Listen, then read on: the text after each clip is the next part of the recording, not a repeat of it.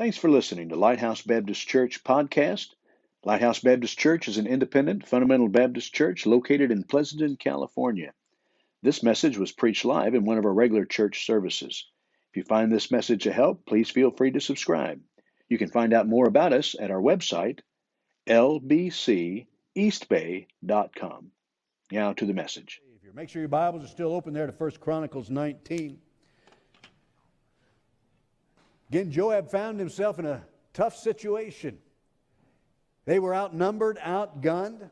People before him and people behind, Syrians in the front and the Amorites in the back, Amnon in the back. Boy, he was in a mess. So he divided the two men. He divided his army, two groups, one set for the Assyrians and one set for his brother behind. He said, if they begin to defeat me, if they're too strong for me, you come help me. And if they get too strong for you, I'll come help you. And we saw how God delivered him. The boy, it was a mess when he first looked. They had gone to battle not expecting that kind of crowd, not expecting that kind of... They had hired a great number against them. So it wasn't just them against the one little group. They were outnumbered, they were outgunned, they were overwhelmed.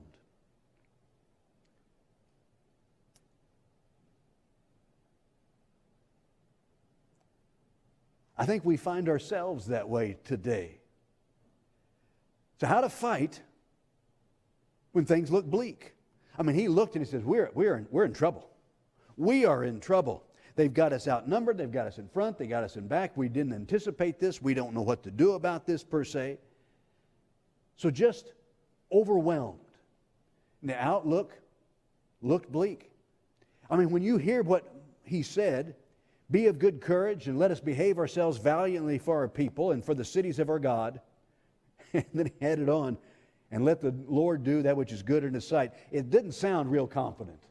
It didn't sound like, well, we've got this under control. This is not going to be a problem. We're going to pull through. He says, no. He said, I'm not sure how this is going to turn out. I'm not real confident about it. I don't have a warm, fuzzy feeling about this, brother. He says, but we're going to go ahead and fight anyway.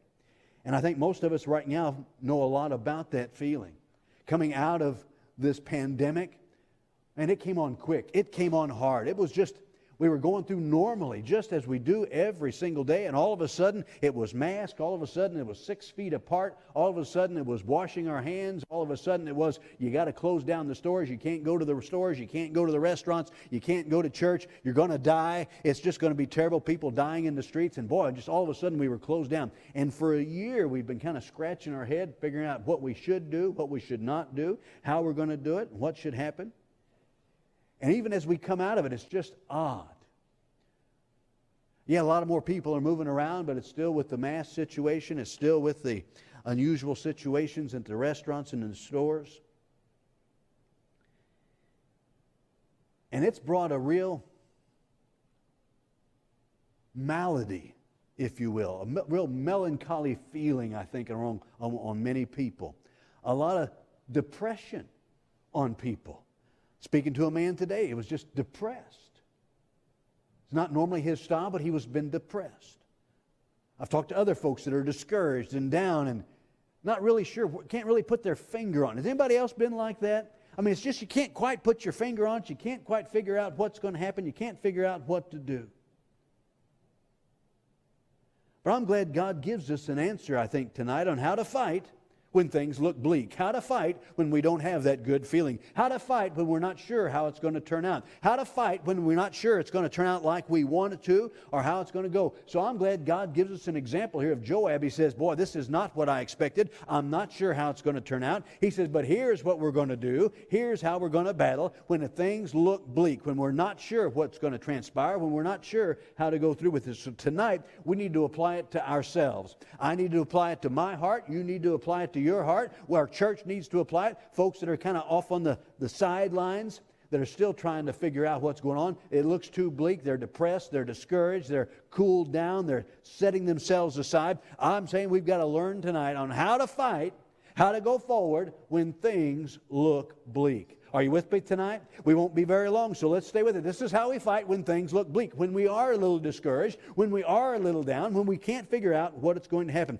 Very simple thoughts we find from this passage today. First of all, how are we going to fight when things look bleak? Number one, recognize the battle set against us.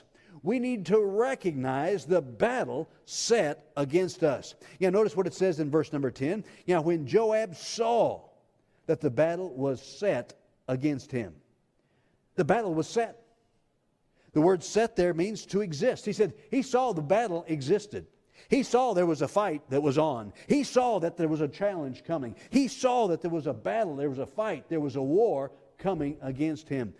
If nothing else tonight, let's realize there's a battle set against us. There is a battle set against us. I believe it's in your notes. The war is won. Amen? I'm glad we're on the winning side. I'm glad we've read the end of the book. We know Satan is defeated foe. We know at the end Christ comes back to the earth. Battle of Armageddon. He rules and reigns for 1,000 years, and we that are saved with him. And then the great white throne judgment, and then a new heaven and a new earth. And the eternity begins, and all the prophecies done, and all that is gone. Boy, we're on the winning side. So the war is won. But, don't you hate it when somebody says but? But the individual battles are undetermined. Just like in any great war, even in World War II and World War I, when the outcome has been settled, they say, yeah, we've won. Hitler's been defeated. The Japs have been defeated. But there are still some battles that were lost. So yes, we're on the winning side. The war has been won, but the battles are undetermined. You may go through some battles, and no doubt are going through some battles, and you may think, I'm not going to win this one. And by the way, you haven't won all the battles. Somehow we've got the idea that there's never a defeat, there's never a backing up, there's never a difficulty, but you read your Bible. The battles sometimes aren't always won. The war is won, but the battle is undetermined. So tonight, as we look at the battle that is set against us, we can win the battle, but it's not determined yet. We're going to have to fight. We're going to have to learn. We're going to have to go forward. We're going to have to glean some things from the Word of God if we're going to win the battle. Because the war is won, but the individual battles that you and I face this week, this month, are undetermined. Very quickly, some simple thoughts about this. He said that when Joab saw the battle was set against him, he looked up and he saw it and said, this is tough. This is a real battle, and it's set. Very quickly, number one, as we think about our battles, there are battles not of the flesh. There are some battles that we're in that are not of the flesh. You say, what are you talking about? The Bible tells us over and over that we're in the battle against rulers of the darkness and the prince of this world. Ephesians 6:12, for we wrestle not against flesh and blood. Our fight, the real battle he's talking about there, is not of the flesh. It's not something we can physically touch. It's not something we can physically wrestle. For we wrestle not against flesh and blood, but against principalities, against powers, against the rulers of darkness of this world, against spiritual wickedness in high places. We're wrestling against principalities and against powers and against rulers of darkness. Are you understand it's a spiritual battle that we're in? It's a spiritual battle that is set against us. As the devil fought God, and of course he lost that, but the devil fights us because he hates God. And we're in a battle against demons. We're in a battle against the devil. We're in battles against the powers and rulers of the darkness of this world. We forget that. That's one thing the devil wants to do in our lives is help us. He wants to make us forget that it's a spiritual battle that we're in. When the world moves against the church, when the world moves against the Christians, when the devil begins to work and tear down the things of God and fight against the things of God, it's not just politics. It's a spiritual battle. I know some things are political, some things are just kind of general, but I got news for you. I think sometimes we account things to be things just general when really the devil's against the things of God and against the spiritual things, and the other things are just on the side. Are you understand what I'm saying? Sometimes, it's really not after the church. It's just all businesses. I'm afraid that it's really often against the church, and the businesses are the side casualties. Are you listening to me? We have to understand we're having that kind of battle, that kind of going on. So the battle is set against us, but it's not always of the flesh. In Ephesians 2:2, it says, wherein in times past you walked according to the course of this world. You get the idea? God has a lot to say about this world. This world is not our friend. This world is not our home. It says you walked according to the course or the manner or the ways of this world, according to the prince of the power of the air, the spirit that now worketh in the children of disobedience. So the rulers of darkness, the prince of this world, the prince of the power of the air. In John 14:30, Jesus said, Hereafter I will not talk much with you, for the prince of this world cometh and hath nothing in me. So we've got the prince of the world, spiritual battles that we're in. So we have to recognize the battle is set against us. You say, well, I'm not looking for a battle. You don't have to look for a battle. It's out there. Just lift our eyes and lift our spiritual eyes and see the battle is set against us. We've got the rulers of darkness, the prince of this world, and the god of this world. 2 Corinthians 4:4, in whom the god of this world. I wish we'd realize this world. It's over and over. He says the princes of this world, the god of this world, the course of this world. This world is not our friend. This world is not what we're supposed to model after. Another message. In whom the god of this world hath blinded the minds of them which believe not, lest the light of the glorious gospel of Christ, who is the image of God, should shine unto them. So there are battles not of the flesh. That's why we have to be spiritually equipped. That's why we have to be spiritually strong. That's why we have to be filled with the Spirit, because it's not all the battles. All the battles are not of the flesh. But, there's that word again. There are battles that are of the flesh. See, here's our problem. We want to focus on one or the other. We have to realize there's battles of both sides. There's battles that are not of the flesh, spiritual battles. And as a church and as Christians, we're going to have to understand that as Christians for generations before have had to go to battle. They've had to make sacrifices. They've had to fight. They've had to stand with the right spirit, but stand in strength. So we must also, and I can't help but believe it's going to get worse and worse over the next 6 months, next year or two. We're going to have to make some battles. We're going to have to be strong in that and realize the battles are not of the flesh. They're spiritual battles. But then we have to realize also that there are battles that are of the flesh. I mean, this old flesh we're battling. It's this old flesh we're fighting against. For example, in Mark 4:19, we're battling battles of the flesh about the cares of this world. It says, and the cares of this world, and the deceitfulness of riches, and the lust of other things entering in choke the word, and it becometh unfruitful. We're in a battle with the cares of this world. I mean, just the burdens of the world, just the normal things of life that have become so hard. I mean, we thought it was hard before, but now with all the masks and all the rules and all the separation and all the not fellowshipping and not touching and all those sort of things that are come, it's just even getting harder that the cares of this world are choking out the word in our life. The deceitfulness of riches. We worry about the economy, and as the economy goes down and we worry about that, that causes us to be unfruitful and chokes out the word. The lust of other things, just desiring more and more. And as we become more secluded and more isolated, we become focused on more and more on things instead of people. The flesh. Romans 8:12 reminds us, so these are the battles of the flesh. Therefore, brethren, we are debtors not to the flesh, to live after the flesh. For if ye live after the flesh, ye shall die. But if ye through the Spirit do mortify the deeds of the body, ye shall live. There's a battle going on with the Spirit and the flesh. And we must crucify the flesh. We must die to the flesh to do that. In Galatians 5:17, for the flesh lusteth against the Spirit, and the Spirit against the flesh, and they are contrary one to the other, so you cannot do the things that ye would. There is a battle with the flesh. Hello.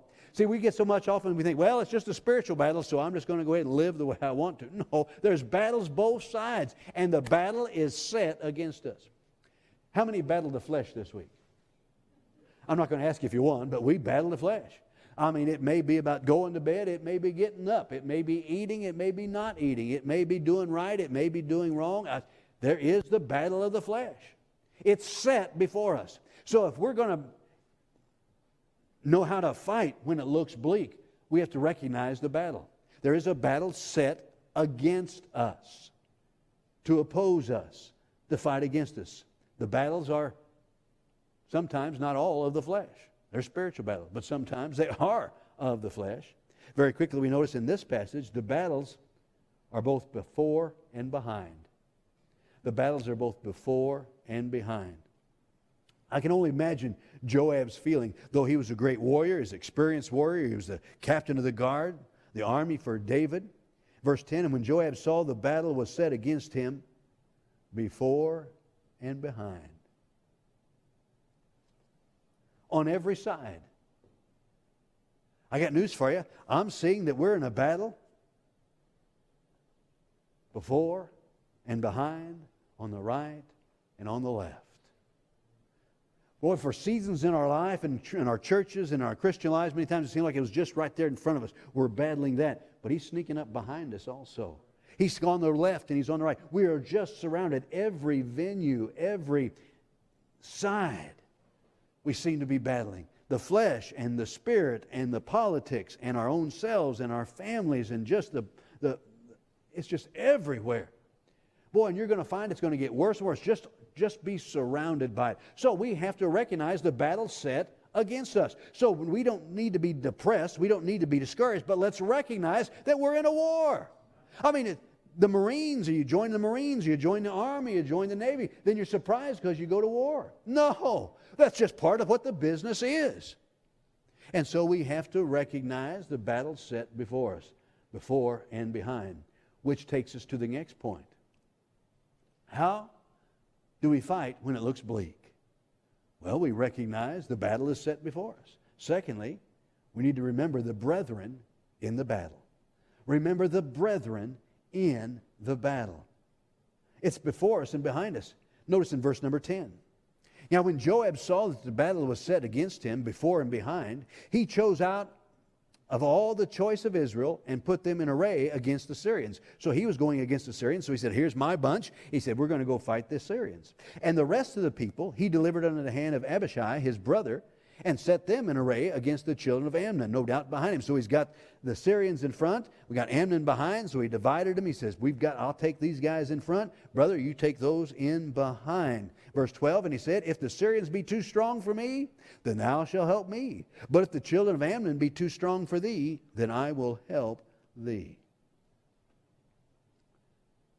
We need to remember the brethren in the battle. So, preacher, what does that mean? If I can use a more modern vernacular, we need people to have our backs. We're very apt, I am apt, I don't know about you, but I am apt to be a kind of a lone ranger. Just going at it myself. But when we got the battle before us and behind us, we need somebody to have our backs. And two, we need to have other people's backs. Do you follow what I'm saying? We're going to have to understand in this battle, we are surrounded. And we need to help the others, and others need to help us. We need to be working together. We need to have people's backs. We need to have people's backs that are in the church. People need to know somebody's got their back. Somebody's there to help them. Somebody's in their battles when they say, I can't fight both directions. I can't work both directions. I can't do it. I need somebody to be with me. I need somebody to labor with me. We need to understand that. Our spouses need to know we've got their backs. Our spouses need to know we're not part of the battle against them, set against. Well, isn't that funny? That's how we feel sometimes. Our spouse is set against us. But no, I've got your back. We're working together on this. We're fighting together. We're remembering the brethren in the battle. He said, here's my brother. He said, we've got some people. We divide them up. So we're working with this bunch. You work with that bunch. And if you need me, I'll be there. If I need you, I expect you to come. And so for our spouses, we need to know that we have their backs. Our kids need to know we have their backs. That in the battles where they go and the questions that arise, we've got their backs. We're there to encourage them. The church brethren need to know that. We just need to have each other's back. 1 Peter 5:9, talking about Satan attacking, it says, whom resist, steadfast in the faith, listen, knowing that the same afflictions, which afflictions? Same, are accomplished in your brethren that are in the world. So, preacher, I feel discouraged. Probably so does everybody else sometimes. I'm apprehensive. I don't know how this is going to happen. They talk about a new strain coming out, of new virus coming out. And they're talking about having more rules. And they talk about having this. And how are we going to do this? I'm getting discouraged. I'm getting afraid. I'm getting upset. So is everybody else. So's everybody else. Same affliction. But we need to remember the brethren. Philippians 2:4, look not every man on his own things, but every man also on the things of others. Let's remember the brethren in the battle. How do I fight when things look bleak? How do I go forward when things look like it's not going to turn out? When I can't see how it's going to go, when just like Joab said, this is not what I expected. I don't know how this is going to turn out. I'm worried. How can we do it? Let's recognize the battle is set before us. Let's gird up. Let's get our armor on. Let's get ready for it. But then also we need to remember the brethren. Joab had a plan, and it's God's plan also. Remember, you're not alone. We need to remind others they're not alone.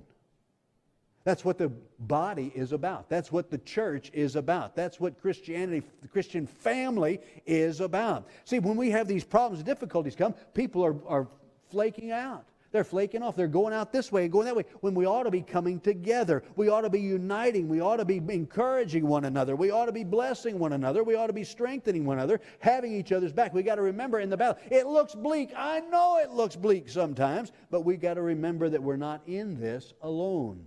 There are others. That's why it says in Ecclesiastes, 2 are better than 1, because they have a good reward for their labor. For if they fall, then one will lift up his fellow, but woe to him that is alone when he falleth. And a little bit farther on it says, if one prevail against him, 2 shall withstand him. And a threefold cord is not quickly broken. He said 2 are better than 1 because 2 can do a better fight than 1. 2 can go to the battle better than 1. 2 can fight a stronger enemy than just 1 can. And so God reminds us about that. So Joab, when he saw it, he didn't say, "Boy, we're in a mess, I quit." He didn't say, "Oh, I don't know what I'm going to do." He says, "No, here's a plan. We're going to help each other. We're going to work together on this. You help me and I'll help you, and we'll set these things up. You be in your place, I'll be in my place." He said, "I've got all this half of the army. We're going to be over here. You've got that half of the army over there. We're going to work together and get through this." As we remember, we're in the battle, remembering the brethren in the battle. That's why it says in Hebrews 10:24, we often preach about it in one respect, but here is the perfect example. Let us consider one another. Let's be thinking about one another. Let's be concerned about one another.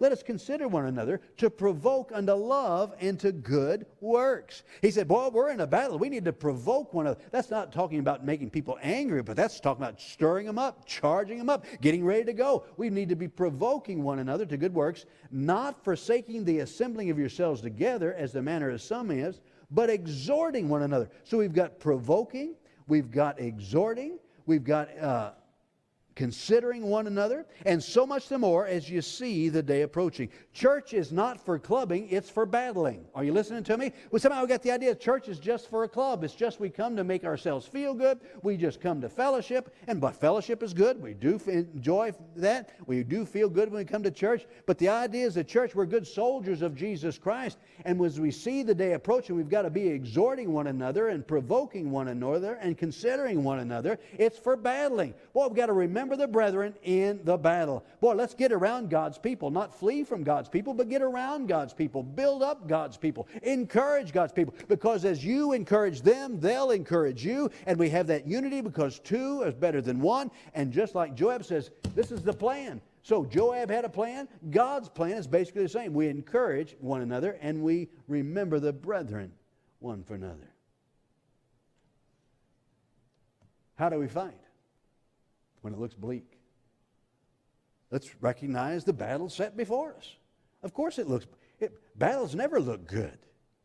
The enemy never looks weak. Let's remember the brethren. Number 3, respond boldly in the battle. Respond boldly in the battle. That's where verse 13 comes in. He said, I'll help you, you help me, we'll divide up. Verse 13, be of good courage, and let us behave ourselves valiantly for our people and for the cities of our God. We need to respond boldly. First of all, in our manner. In our manner. How we respond when it looks bleak. How we respond in this battle. As our kids are watching and other Christians are watching and the lost are watching and we're in this battle. How do we respond? In our manner. I like what it says. Be, verse 13, of good courage. He didn't say have good courage. He said be of good courage. And I tried to wrap my mind around that and think about that, and because God's always careful about the words He uses. Be of good courage. So I began to put it this way in my own life. If I don't have it, I'm to be it. If I don't have it, I'm just to be it. I don't have good courage. Well, be of good courage. Just be good courage. Have that strong courage in your life. Just be it. Or as we might used to say, fake it till you make it. Man, I'm just going to be it. I'm going to be good courage. I like that manner. I like that attitude. That's why in a parallel passage that talks about this same event, it says, play the man. Play the man. Play the man.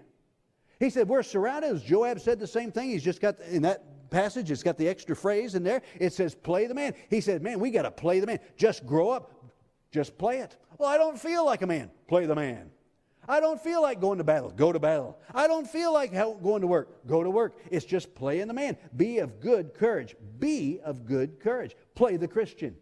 Play the good Christian. Play the courageous. He said, let's do it. Let's let God work in our lives and strengthen us and do what we need to be, and let God do His work in us. So in our manner, let's respond boldly. How do you do that? In our manner, let's be of good courage, and then not just be, but behave. I love that word. There's a whole series I'm going to be preaching, I think, about behave. The Bible's full of things about behave. Behave. Here it says, verse 13, be of good courage, and let us behave ourselves. What's the next word, class? Valiantly for our people. Valiantly. So there's a difference between being courageous and being valiant. The difference between being courageous and valiant is determination. Because we've got courage, that's overcoming the fear, or fighting in spite of the fear, fighting through the fear, fighting with the fear. But valiantly, that means courage plus determination. It's going to be valiant. It's going to be hard, but we're going to do it. It's getting tougher, but we're going to keep going. It's getting more scary, but I'm going to keep going. That valiant spirit, that valiant attitude. So we need to respond boldly. You say, preacher, I'm depressed, I'm discouraged, it looks bleak, I'm not sure what's going on, I'm getting a headache, I want to just go to bed and sleep, I just don't want to do this, and I don't want to do that, I want to quit. We all tend to say that during this time. But we need to also relearn how to respond boldly in the battle, in our manner. Behave ourselves valiantly. Psalm 60, verse number 12. Through God we shall do valiantly, for He shall tread down our enemies. That's key. How do we do it valiantly? Through God. Through God we shall do valiantly. I've got to be... See, valiant isn't just a feeling, it's what you do. It's how you do things. Through God we shall do valiantly. Let God work valiantly in us. Through God we will do it. Boy, let's be valiant. That's courage plus determination. That kind of goes along with what the Apostle Paul said. He said, I therefore so run, not as uncertainty, so fight I, but not as one that beateth the air, but I keep under my body and bring it into subjection, lest by any means, when I have preached to others, I myself should be a castaway. He said, I just got to keep going. Valiantly. Be of good courage and behave valiantly. Act valiantly. See, that's not the spirit, that's how we behave. That's how we work. That's how we go. We get up in the morning and instead of telling our kids, oh, this is so bad, this is so hard, I feel so sorry for you. You can't go to school. Or I feel so sorry, you have to go to school and you have to wear a mask. Oh, it's just terrible and you can't go. Oh, let's just cry a while. No. You behave valiantly. It's going to be all right. We're going to win. That's what, it looks bleak, but we're going to have that valiant behavior. How are we behaving? Well, I have to make sure that I behave valiantly.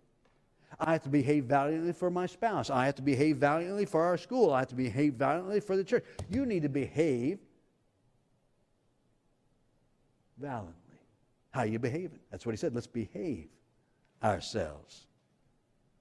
Verse 13, be of good courage. Let us behave ourselves valiantly. That's in our manner. But then we have to respond boldly, not just in our manner, but with the right motive. With the right motive. Say, preacher, why? It'd be easier for us to just go find a cabin somewhere and disappear. I know, but there's a different motive. Notice what it says. Verse 13, be of good courage, and let us behave ourselves valiantly for our people, for the cities of our God. The motive is others. I hope, will this make me feel good? It might, but that's not the motive. The motive is others. Joab says, this looks pretty bleak. I'm not sure I like where this is going. He says, but I have to behave valiantly for others. For others. He said, we're in the battle for others. We're in the war for others. We're being strong and bold for others. We're having the right spirit for others. We're remembering one another for others. For our people. Verse 13. For our people. That's the ones we know. That's the ones we know. That's the ones we can see. That's this generation. That's the next generation.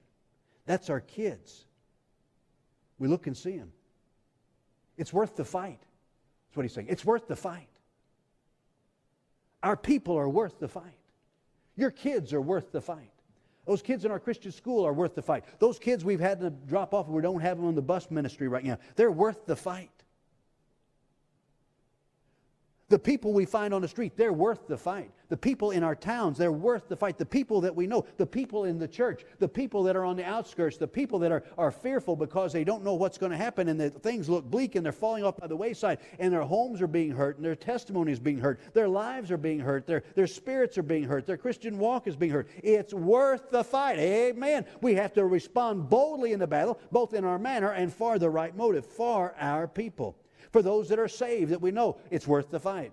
For those that we desire to be saved, it's worth the fight. Our people. That's what we just need to claim. That's our people. Sometimes I'm reminded that God says He's placed us here in this city, in this valley, that I like to look at it sometimes, and I don't always measure up, but I like to think of myself as I'm the pastor of Pleasanton. I've not done it yet, but I think I will. Hi, my name is Bill Bryson. I'm your pastor. I think I'm going to start doing that. They don't have a church. They don't have a pastor. I'm your pastor, and I want to make sure that you know me and that I'm going to invite you to our church. It's our people. It's our people. Do we see this city as our people? Do you see your family as our people? It's worth the battle. It's worth the fight. We respond boldly in the battle in our manner and for the right motive. That's for our people. Those that are saved, those that we desire to be saved, and those who we're fighting to see saved. And then for our city of our God, notice what it says. Be of good courage. Let us behave ourselves valiantly for our people and for the cities of our God. That's for those we don't know yet.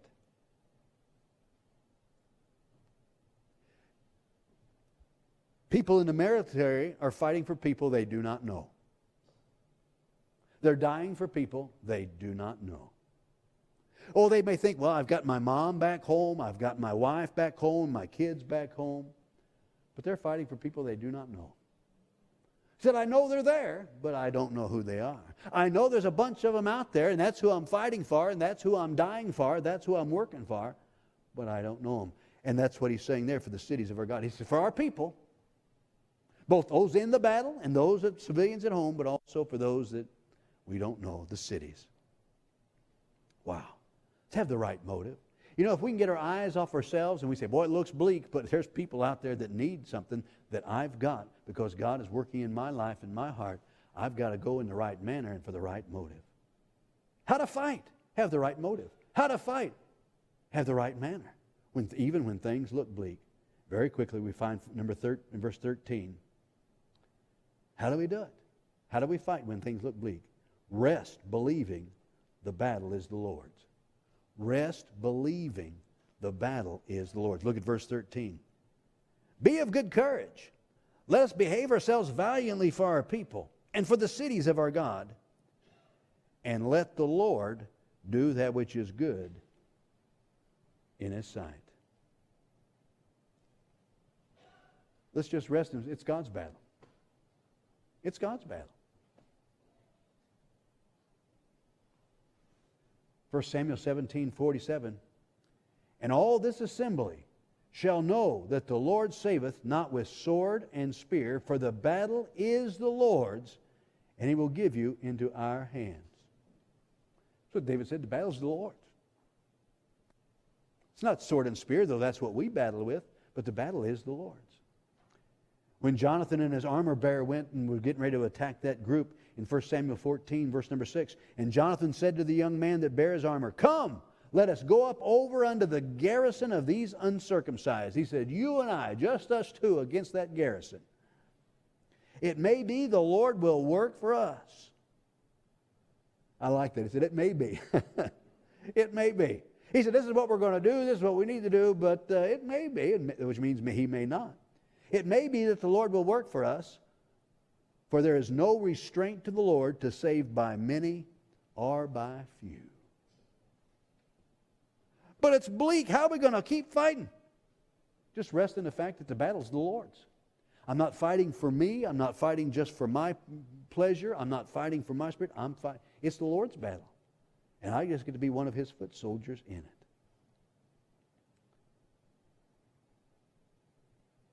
Looks bleak sometimes. Joab looked and said, whoa, this doesn't look good. But he says, here's what we're going to do. He said, I see the battle is set against us. We got the battle, might as well fight it. Got the battle, might as well go against it. Don't just sit here and be slick. Joab could have said, well, looks hopeless to me. Let him come chop off my head. No. He said, I see the battle is set. Let's recognize the battle. Let's remember the brethren. We're not in it alone. Don't let others be in it alone. Let's respond boldly, and let's just rest believing. We're on the winning side. The war is won, but the battle is still a question. We can still win, but we must fight it. Let's bow our heads, please.